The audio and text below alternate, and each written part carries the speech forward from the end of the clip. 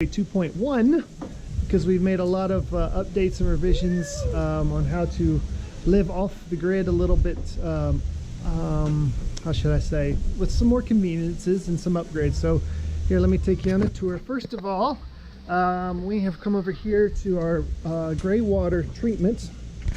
So before, our water was just coming out and going out onto the ground, and I've added a gray water treatment system.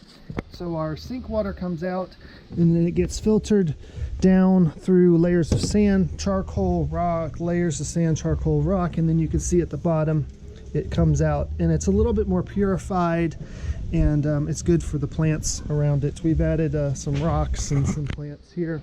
Let me come over here. You see Claudia working in the garden. And we've expanded her front garden to include many things, and she continues to expand it, which is good. And we added some other plants and things here in the front yard. One other thing that we've done is, with summer coming and the heat in our houses are very thin walls, just chicken wire, and then we have these metal roof on top. And so our houses were just the houses that were built here for the team, and this is one of the team's houses that was here before we're staying at. Got very hot, so did a couple things. The first thing that I did was put some roof vents in. Just take some 4-inch PVC pipe, put some mosquito net on the outside so mosquitoes can't go in, and it just at the peak of the roof, it just will help vent out some of the heat and let some air flow. And you might say, well, what do you do in the winter time to help keep the heat in? We just take some towels and just stuff them on the inside and kind of plug them up.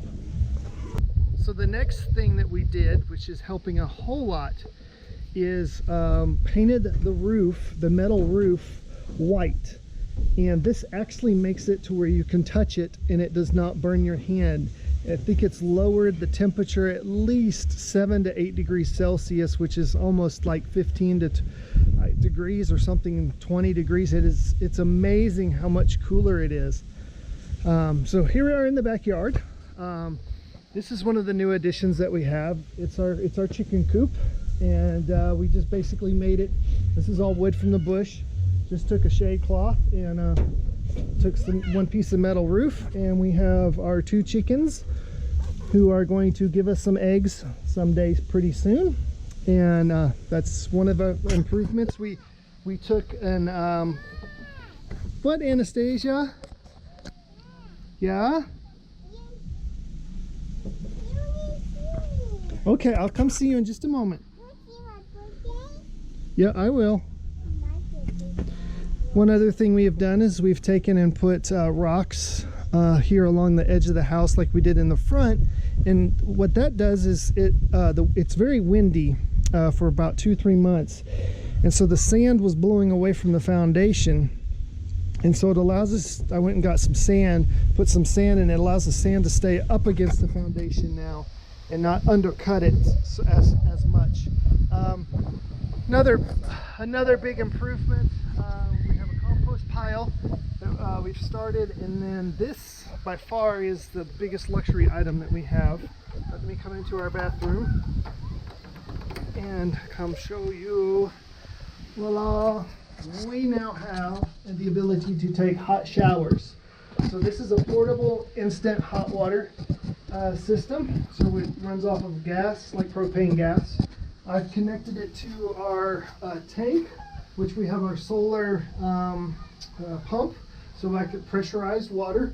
So I just turn on the water. We have water. Hit the switch.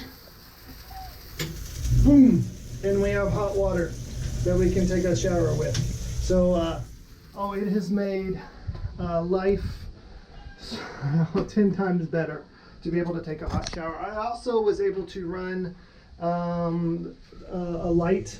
This is solar. I was able to run this from the house all the way out here, connected. Since I had to run power down to the solar pump, I just went ahead and brought it across and ran it into here. So now we have light. We can take a bath at night with light and hot water, and it's so nice. So the other thing that we have done is we've installed back here in this garden, we've installed 2 wicking beds. These are demonstration beds because many factors here, because of the heat, because the sand compacts down. We're trying to keep the nutrients in a certain area. You can amend the soil. The water also wicks up from the bottom. So what we've done is you can fill up the bottom reservoir, which is plastic and trash, below it, and then it just wicks the water up to the roots where it needs to be. So we've installed 2 of these. We've installed another one across town, and they're going to install some more. A small scale demonstration of that is what we've done over here with our strawberries. This was Anastasia's bathtub, but I broke it, and so it no longer functions as a bathtub. So I fixed it to where it would hold some water, and so about from here on down it holds water, and then this much is soil right here. And then just like the other one, we have a planter. You just unscrew the cap, you can fill up the water, and so the water wicks and the soil stays moist. It doesn't it will evaporate somewhat in the sunlight. Still here in the backyard. One thing you can see up there is the vent for the back part of the house. It's just the 4-inch PVC that comes out the back. Again, it's helping take heat out, combined with the fact that if you paint your metal roof white, it really reduces the amount of sun that comes and just heats up that metal. So just wanted to give you an update on all that stuff to show you that you can live off the grid. You can live comfortably off the grid. You can just some simple solutions to help just make life a little bit easier, no matter where you are, if you're in the city or if you're outside of the city and don't have a lot of resources.